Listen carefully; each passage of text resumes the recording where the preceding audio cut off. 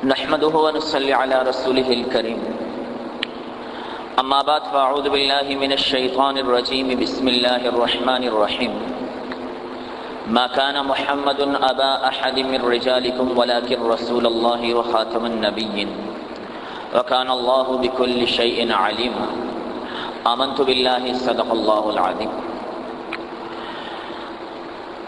خواہش پری کی ہے نہ تمنا ہے حور کی، خواہش پری کی ہے نہ تمنا ہے حور کی، آنکھوں کے سامنے رہے بس صورت حضور کی، سو بار صدقے ہو کے بھی یہ چاہتا ہے دل، سو بار صدقے ہو کے بھی یہ چاہتا ہے دل، یا رسول اللہ سو بار اور آپ کے قربان جائیں۔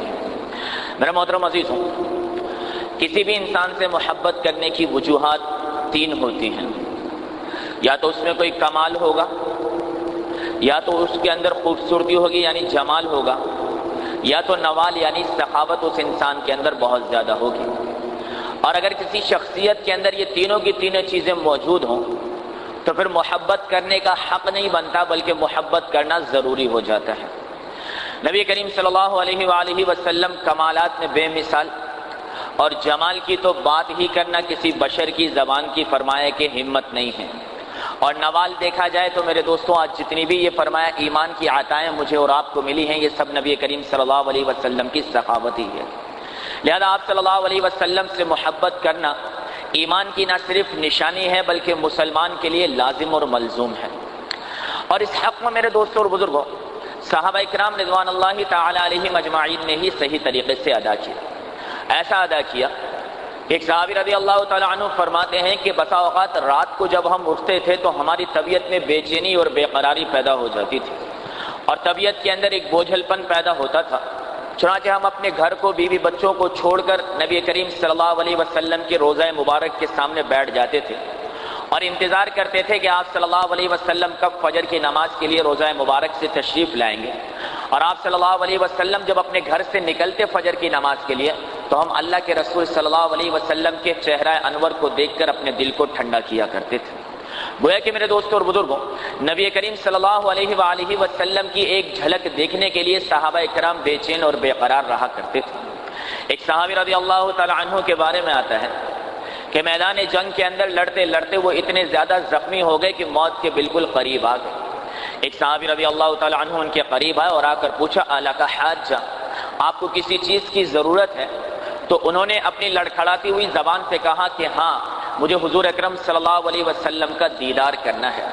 چنانچہ دوسرے صحابی نے ان کو اپنے کندھے پر اٹھایا اور اٹھا کر میدان کے اندر اللہ کے رسول کو ڈھونڈنا شروع کر دیا۔ آخرکار ایک جگہ ذرا مجمع لگا ہوا دیکھا، وہاں جا کر فرمایا کہ اس کو کھڑا کر دیا اور اس زخمی صحابی کو کہا کہ آپ کے مطلوب یعنی حضور پاک صلی اللہ علیہ وسلم سامنے ہیں۔ حدیث میں آتا ہے کہ اس زخمی نے اپنی آنکھوں کو کھولا، آپ صلی اللہ علیہ وسلم کے دیدار سے اپنی آنکھوں کو ٹھنڈا کیا اور کلمہ پڑھ کے اپنی جان کو اللہ تعالیٰ کے حوالے کر دیا۔ میرے محترم عزیزوں، نبی کریم صلی اللہ علیہ وسلم سے محبت کی مثالیں اور خصائص بے شمار ہیں۔ صحابہ کرام کا کوئی موازنہ نہیں کر سکتا ہے، صحابہ کرام کے برابر کوئی نہیں پہنچ سکتا۔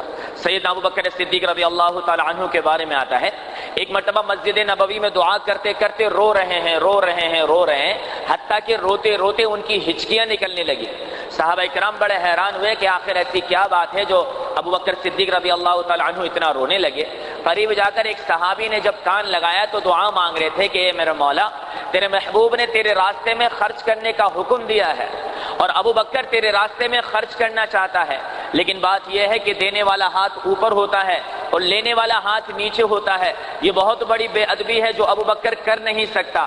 اے اللہ تو اپنے محبوب کے دل میں یہ بات ڈال دے کہ وہ ابوبکر کے مال کو اپنا مال سمجھ کے خرچ کرنے والا بن جائے۔ جب صحابہ کرام نے اس دعا کی اطلاع حضور اکرم صلی اللہ علیہ وسلم کو دی تو اس کے بعد آپ صلی اللہ علیہ وسلم ابوبکر صدیق رضی اللہ تعالی عنہ کے مال کو ایسے خرچ کرتے تھے جیسا کہ کوئی اپنا مال خرچ کیا کرتا ہے۔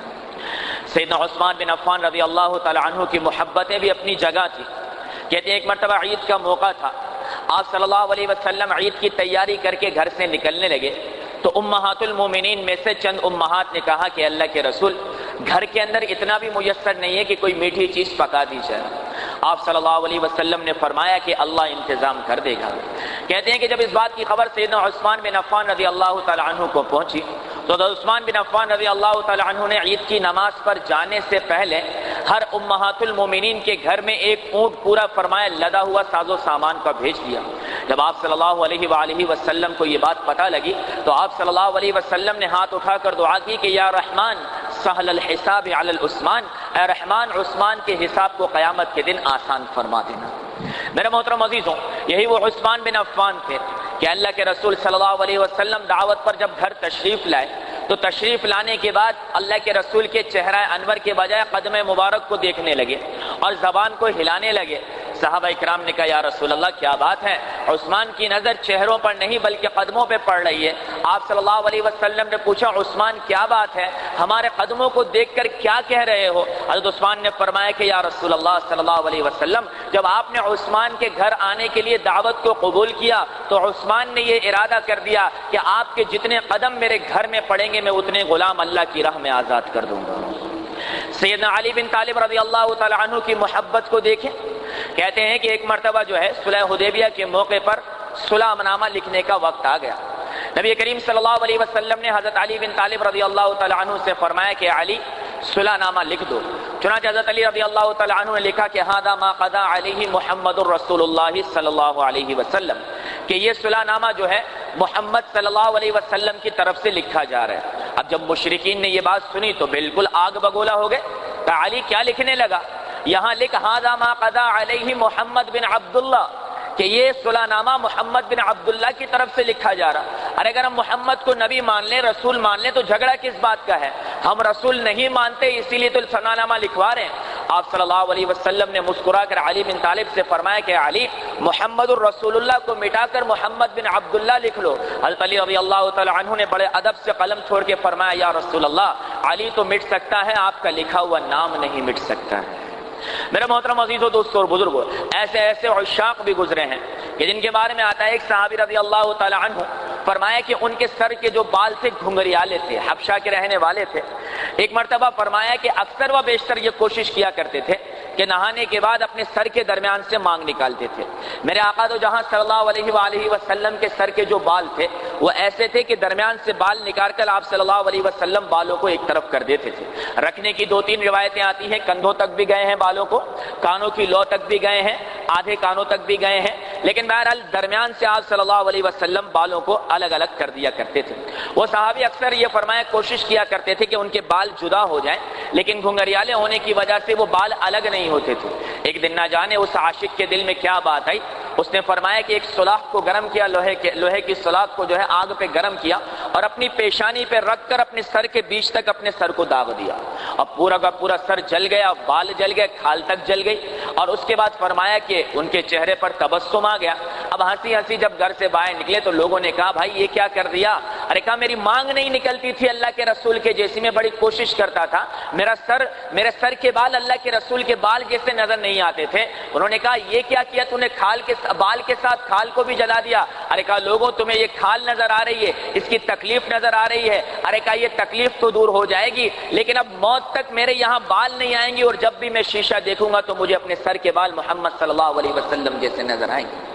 آج میرے محترم عزیزوں، دوستوں اور بزرگوں، سوچیں وہ لوگ کہ ایک طرف یہ صحابی اللہ کے دربار میں کھڑا ہے اور اللہ کے رسول سے شفاعت کی درخواست کر رہا ہے، ایک طرف وہ فرمایا مسلمان کھڑا ہے جو کسی فرمایا کہ ہندو بنیے کے فرمایا طریقے پر چل کر اپنے سر کے بالوں کو بناتا ہے، کسی یہودی کے طریقے پر اپنے سر کے بالوں کو بناتا ہے۔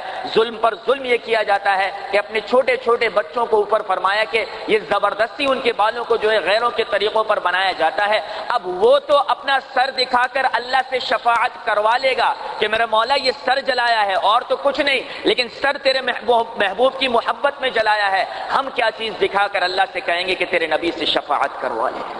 اس دن میرے دوستوں اور بزرگوں بڑی شرمندگی ہوگی۔ اس دن کی شرمندگی سے بچنے کے لیے اللہ تبارک و تعالیٰ نے آج کے دن دیا ہے کہ ہم سنتوں کو اپنانے والے بن جائیں۔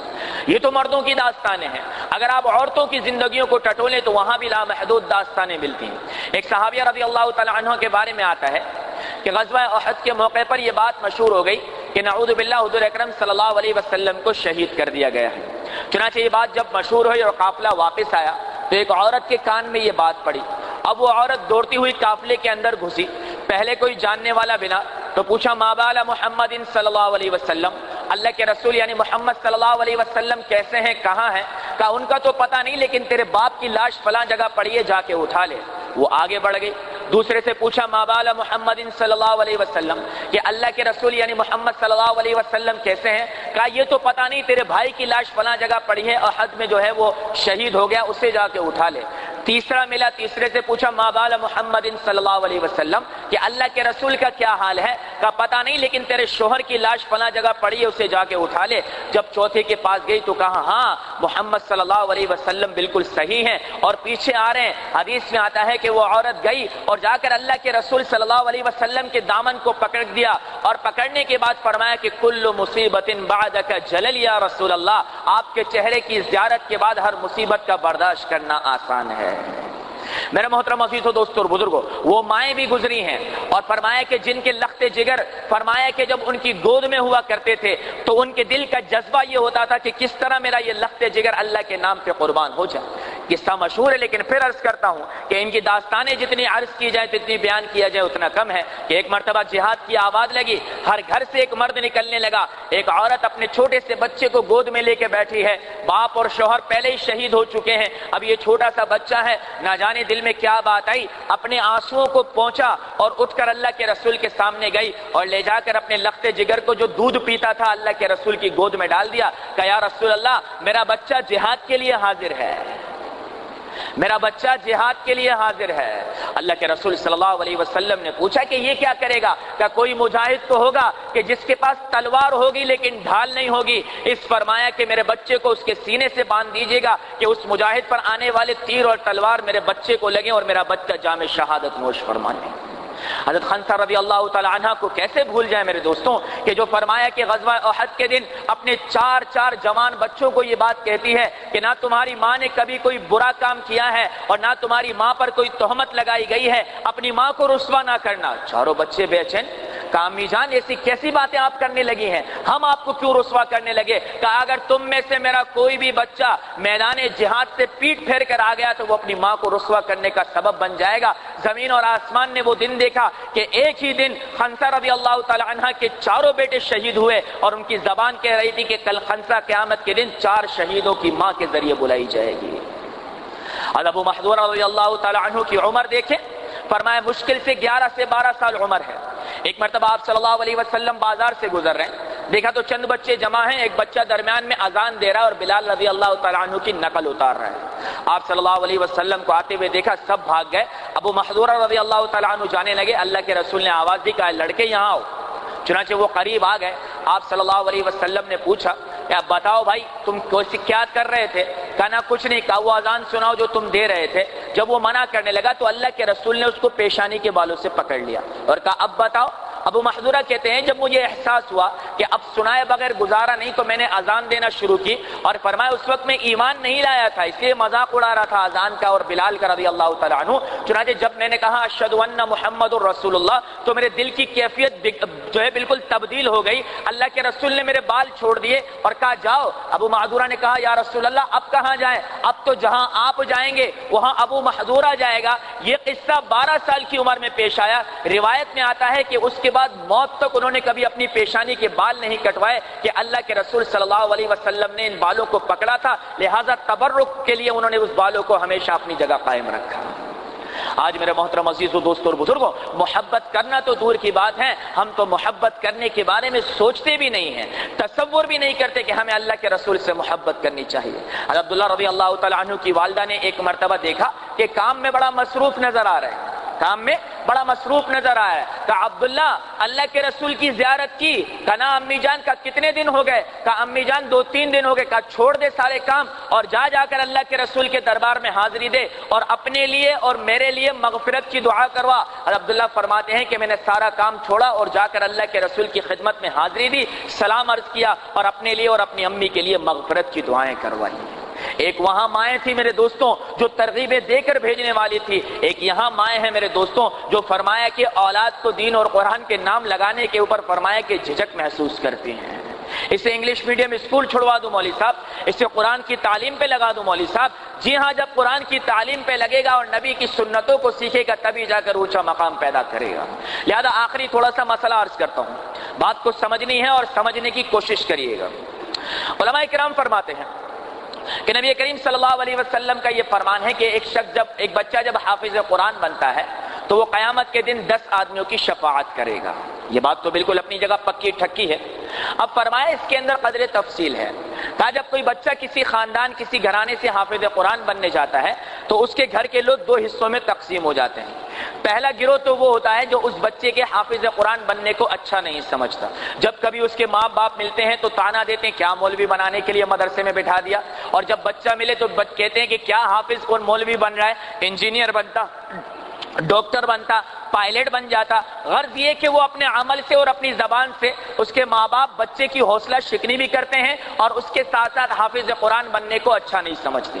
ایک دوسرا گروہ ہوتا ہے اس گھرانے کے اندر ایسا کہ جن کے اپنے بچے بھلے حافظ نہیں ہوتے لیکن جب کبھی بھی وہ بچہ ملتا ہے تو اس کی کمر پر ہاتھ رکھتے ہیں، اسے شاباش دیتے ہیں، اس کے سبق کے بارے میں پوچھتے ہیں، اور جب اس کے ماں باپ ملتے ہیں تو کہتے ہیں بڑی سعادت کی بات ہے کہ آپ نے اپنی اولاد کو قرآن کے نام پر لگایا ہے۔ یعنی کہ وہ اس بچے سے اور ماں باپ سے نہ صرف حوصلہ افزائی بلکہ اس کے حفظ قرآن پر خوشی کا اظہار کرتے ہیں۔ اللہ کے علماء کرام فرماتے ہیں کہ پہلے تو اللہ تعالیٰ ان دونوں لوگوں کو الگ الگ کرے گا، ان کو جو حافظ قرآن بننے پر راضی نہیں تھے ان کے خاندان میں سے ان لوگوں کو ایک طرف کر دے گا، پھر جو حافظ قرآن بننے پر راضی تھے ان کو ایک طرف کھڑا کر کے ان میں سے 10 آدمیوں کو نکالا جائے گا۔ اس لیے خوش فہمی کا شکار مت ہونا، اپنی زبان کو کنٹرول میں رکھنا، سوچ سمجھ کے کسی دین اور قرآن سیکھنے والے کے لیے لفاظی کرنا، سوچ سمجھ کے اپنی زبان کو کھولنا، غلطی سے بھی کبھی یہ بات نہیں کہنا کہ کسی کے بچے کو قرآن پہ لگا ہوا دیکھ کر طعن و تشنیع کا نشانہ نہ بنانا۔ 2 نقصان ہوں گے، پہلا موت تک تمہاری اولاد میں کوئی عالم اور حافظ پیدا نہیں ہوگا، اور دوسرا قیامت کے دن اگر تمہاری فرمایا نسل میں سے کوئی حافظ اور عالم بن گیا اللہ تعالیٰ اس کی شفاعت سے تمہیں محروم کر دے گا۔ اب اس بات کو سامنے رکھ کے علماء کرام فرماتے ہیں یہی مثال سنت کی ہے کہ سنت کے معاملے میں بھی 2 طرح کے لوگ ہوتے ہیں۔ ایک آدمی نے بیچارے نے داڑھی رکھی، نوجوان نے سر پہ ٹوپی سجائی، شلوار قمیض پہنی، اب اس کے خاندان میں سے چند لوگ تو ایسے ہوتے ہیں جو اس کو اچھا سمجھتے ہیں کہ اللہ خوش رکھے تو نے اپنی زندگی کو تبدیل کر دیا، دعا کرنا اللہ پاک ہمیں ہمارے بچوں کو بھی ہدایت دے دے۔ بعض لوگ ایسے ہوتے ہیں کہ اس کا مذاق اڑاتے ہیں، اس کی داڑھی کا، اس کی ٹوپی کا، اس کے لباس کا، تو اللہ تبارک و تعالیٰ قیامت کے دن سنت کا مذاق بنانے والوں کو نبی کی شفاعت سے محروم فرما دے گا۔ اس لیے میرے دوستوں اور بزرگوں، اگر کبھی کسی زمانے کے اندر نبی سے محبت نہ کر سکے نا ہم تو کوئی بات نہیں، توفیق اللہ سے مانگ لیا کرو، لیکن جو محبت کرنے والے ہیں ان پر تنقید نہ کرنا۔ اس لیے کہ ایک صحابی رضی اللہ تعالیٰ عنہ حضور صلی اللہ علیہ وسلم کی خدمت میں آئے، چہرے کا اثر ایسا کہ بہت بڑا نقصان ہو گیا، غم چہرے پر نظر آ رہا اور بالکل چہرہ مرجھایا ہوا۔ اللہ کے رسول نے پوچھا کیا بات ہے؟ کہ یا رسول اللہ ایک بات کھائے جا رہی ہے، بے چینی بے قراری بڑھتی جا رہی ہے۔ کہ کیا بات ہے؟ کہ یا رسول اللہ یہاں تو جب میرا دل بے چین ہو میں سب چھوڑ چھاڑ کے آپ کی زیارت کر کے اپنے دل کو سکون اور اطمینان پہنچاتا ہوں، قیامت کے دن اللہ تعالیٰ تو آپ کو جنت میں اونچا مقام دے گا، ہم نیچے مقام پہ ہوں گے، اگر جنت میں آپ کا دیدار نہ ہوا یا رسول اللہ تو جنت کا مزہ کہاں سے آئے گا؟ آپ صلی اللہ علیہ وسلم نے جو ہے گردن کو جھکا دیا کہ پہلی مرتبہ ایسا سوال کیا گیا، چنانچہ فرمایا کہ تھوڑی دیر کے اندر ہی فرمایا کہ جبرائیل امین کے جو آنے کے اثرات تھے وہ چہرے پر آئے۔ آپ صلی اللہ علیہ وسلم نے چہرہ مبارک اٹھایا اور چہرے پر خوشی کے اظہار تھے۔ فرمایا سائل کہاں ہے سوال کرنے والا؟ صحابی نے کہا میں یہاں ہوں۔ کہا مبارک ہو، اللہ تبارک و تعالیٰ نے وہی نازل فرمائی ہے المرء مع من احبا، کہ دنیا میں جو جس سے محبت کرے گا قیامت کے دن اسی کے ساتھ حشر کر دیا جائے گا۔ تو لباس دیکھ لو کس کے جیسا ہے، سر کے بال دیکھ لو کس کے جیسے ہیں، داڑیاں دیکھ لو کس کے جیسی ہے، اپنے جو ہے ناز و انداز کو دیکھ لو کس کے جیسے ہیں، سودی کمائی کو دیکھ لو کس کے جیسی ہے، اپنی بہن بیٹیوں کے معاملات کو دیکھ لو کس کے جیسے ہیں۔ ضرورت نہیں ہے کسی مولوی کو کھول کر بیان کرنے کی، ہم خود اپنے آپ کو دیکھ کر بتا سکتے ہیں کہ قیامت کے دن ہم کسی یہودی، عیسائی، ہندو کے ساتھ کھڑے ہونے کی تیاری کر رہے ہیں یا قیامت کے دن آقا دو جہاں صلی اللہ علیہ وسلم کے ساتھ کھڑے ہونے کی تیاری کر رہے ہیں۔ اور یہ باتیں بالکل صاف ستھری ہیں۔ یہ کیسے ہو سکتا ہے؟ ایک طرف تو بلال ساری رات مار کھائے کھائے کھائے کھائے کھائے اس کے بعد اللہ کا غلام بن جائے، ایک طرف ہم ساری زندگی حرام خوری پر گزارے، ساری زندگی غیروں کے طریقوں کو اپنائیں، ساری زندگی نبی نبی کے سنت کا مذاق اڑائیں، ساری زندگی سنت سے نفرت کریں، ساری زندگی اپنی اولاد کو دین اور قرآن سے دور رکھیں، اور ہم کہیں یا رسول اللہ جیسا بلال کو بخشا ہے، بلال کو دیا ہے، ایسا ہی مجھے بھی دے دے۔ ایک طرف تو سمیہ سب سے پہلے رضی اللہ تعالی عنہ دین اسلام کے لیے قربانی دے، ایک طرف تو فاطمہ بنت محمد کا حال یہ ہو میرے دوستوں کہ اللہ کے رسول حضرت عبداللہ رضی اللہ تعالی عنہ کے ساتھ تشریف لے گئے، دروازہ کھٹکھٹایا، بڑا عجیب معاملہ تھا اللہ کے رسول اور فاطمہ رضی اللہ تعالی عنہ میں۔ ہمیں عائشہ فرماتی ہیں کہ جب کبھی فاطمہ آتی، اللہ کے رسول دور ہوتے، دروازہ بجتا تو کہتی میرے لخت جگر آ گئے، دروازے کی آہٹ سے پہچان لیتے۔ حضرت فاطمہ کے جب دروازہ بجتا تو اپنے ابا جان کو پہچان لیا کرتی۔ حضرت فاطمہ رضی اللہ تعالی عنہ سے ملاقات کے لیے گئے اللہ کے رسول، اور جا کر دروازہ بجایا، بجانے کے بعد اندر سے آواز آئی کہ ابا جان ساتھ میں کوئی ہے یا اکیلے ہیں؟ کہاں بیٹا ساتھ میں عبداللہ ہے۔ کہا ابا جان پھر اپنے شانوں سے اٹھا کر چادر دے دیں، آج آپ کی بچی کے پاس ایک ہی چادر ہے، یا تو سر چھپا دے یا چہرہ چھپا دے۔ چاہتے تو میرے دوستوں اور بزرگوں احد کے پہاڑ سونے کے بنا دیے جاتے، چاہتے تو کیا کچھ نہ ہو جاتا، لیکن وہ جانتے تھے اللہ۔ حضرت فاطمہ آئی، کہا ابا جان ہاتھوں میں گڑے پڑ گئے، چھالے پڑ گئے، ایک آپ کے پاس کچھ خدام آئے ہیں، کچھ کنیزیں آئی ہیں، ایک کنیز فاطمہ کو دے دیں۔ اب فاطمہ میں طاقت نہیں ہے گھر کے کام کرنے کی۔ فاطمہ فرمایا کہ بیمار پڑ جاتی ہے۔ آپ صلی اللہ علیہ وآلہ وسلم کی آنکھوں سے آنسو تو بہے بیٹی کے لیے، لیکن فرمایا کہ بیٹا اس سے بہتر تیرا باپ تجھے نہ دے دے؟ کہا جی ہاں ابا جان۔ کہا 33 بار سبحان اللہ، 33 بار الحمدللہ، 34 بار اللہ اکبر پڑھ کے رات کو اپنے جسم پر دم کر دیا کر، بیٹا جان سارے دن کی تھکاوٹ اللہ تعالیٰ تیری اتار دے گا۔ اس لیے میرے محترم عزیز و دوستوں اور بزرگوں، ایک طرف وہ فاطمہ بنت محمد آئے، ایک طرف پینٹ پہننے والی آئے، ایک طرف پرکٹی آ جائے، ایک طرف فرمایا کہ برقعے کا مذاق اڑانے والی آئے، ایک طرف فاطمہ بنت محمد آئے، اور دوسری طرف فرمایا کہ آج کے دور کی وہ عورت آئے کہ جو کہتی ہے کہ اسلام جو ہے ظلم کا فرمایا نام ہے۔ ارے بھول گئی اس وقت کو کہ جب تجھے فرمایا کہ طلاقیں دی جاتی تھی، ایک نہیں دو نہیں 100 طلاقیں دے کر تجھے استعمال کیا جاتا تھا۔ دین اسلام نے تیرے لیے حد مقرر کر دی کہ 3 کے بعد کسی عورت کے ساتھ زیادتی نہیں ہو سکتی۔ وہ دن بھول گئی کہ شوہر تیرے پاس نہ آنے کی قسم کھاتا، کئی سال دور رہتا تھا۔ دین اسلام نے یہ بتا دیا کہ اگر عورت کے پاس نہ آنے کی قسم کھائی تو 4 مہینے میں خود بخود طلاق ہو جائے گی، تاکہ مرد کو پابند کر دیا جائے۔ ارے تیرے حقوق نسواں کے بل یہاں کیا پاس ہوں گے؟ وہ نسواں کے بل تو 1450 سال پہلے اللہ قرآن میں پاس کر چکا ہے۔ تو بہرحال بات طویل بھی ہو گئی، دوسری طرف بھی چلی گئی۔ سمجھانے کا مقصد یہ ہے میرے محترم عزیزو دوستو اور بزرگوں کہ جس کے دل میں جتنی محبت ہوگی وہ اتنا ہی قرب پانے والا بنے گا، اور جس کے دل میں سنتوں سے فرمائے جتنی محبت نہیں ہوگی وہ اتنا ہی زیادہ دور وانے بنے گا۔ اور پھر سنتوں سے محبت کے لیے کسی پیمانے کو آپ کے گلے کے اندر ڈال کر آپ کے پیٹ تک لے جانے کی ضرورت نہیں ہے کہ الٹرا ساؤنڈ کر کر دیکھیں آپ کے دل میں کیا ہے۔ تو فرمایا کہ کسی اللہ والے نے کہ وہی سمجھا جائے گا شیدائے جمال مصطفیٰ، جس کا قال قال مصطفیٰ، جس کا حال حال مصطفیٰ۔